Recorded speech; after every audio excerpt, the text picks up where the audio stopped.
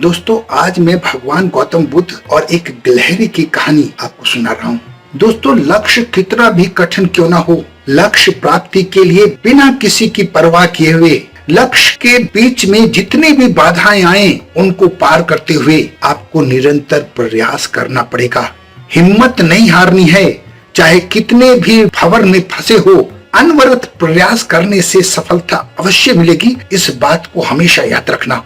आज की जो मैं कहानी आपको सुना रहा हूँ वो जीवन में आपको वो ऊर्जा देगी जिसकी आपको तलाश है।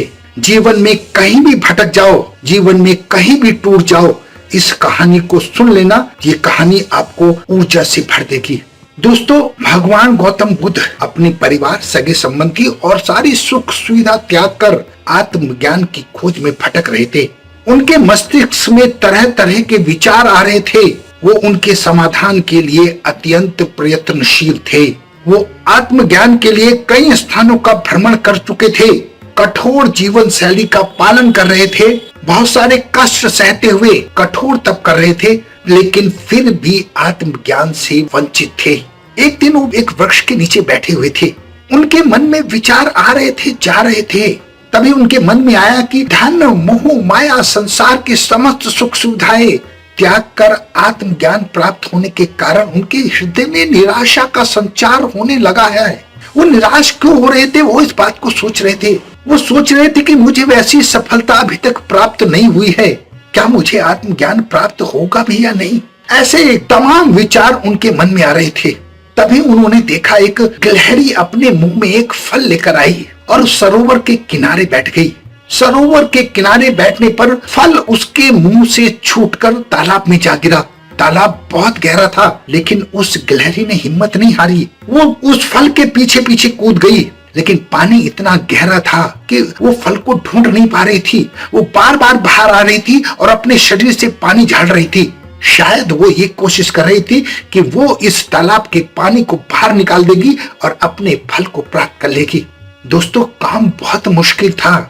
वो बार बार तालाब में कूदती, बाहर आती, पानी झाड़ती, फिर कूदती, लेकिन फिर भी अपने मकसद में कामयाब नहीं हो पा रही थी। भगवान गौतम बुद्ध बड़े ध्यान से उसकी गतिविधि को देख रहे थे, लेकिन गिलहरी इस सब से अनभिज्ञ थी।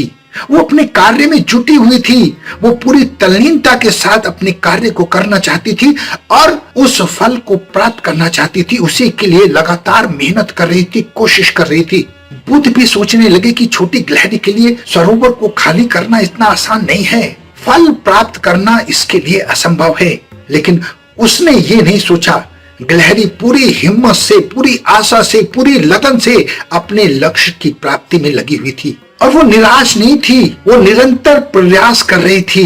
भगवान गौतम बुद्ध ने कहा कि ये गिलहरी होकर निरंतर प्रयास कर रही है तो मैं मनुष्य होकर क्यों न करूं? मैं निराशा के भंवर में क्यों डूबा हूं?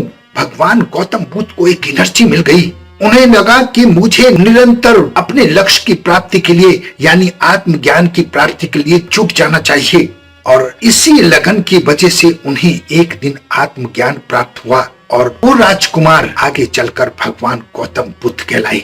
दोस्तों इस कहानी को कहने का लब्बो लुबाब यही है कि लक्ष्य कितना भी कठिन क्यों ना हो, कितनी भी बाधाएं क्यों ना आए, कितने भी भंवर में क्यों ना आप डूब गए हो, बिना हिम्मत हारे निरंतर प्रयास करने से आपको मंजिल मिल जाएगी, ऐसा मेरा मानना है। और इस कहानी को जब जब आप पढ़ेंगे, जब जब आप सुनेंगे, आपको एक नई एनर्जी मिलेगी। और इस कहानी को पढ़कर बस अपने काम में लग जाइए। अपना बहुत ध्यान रखें, हंसते रहें, मुस्कुराते रहें, खुश रहें।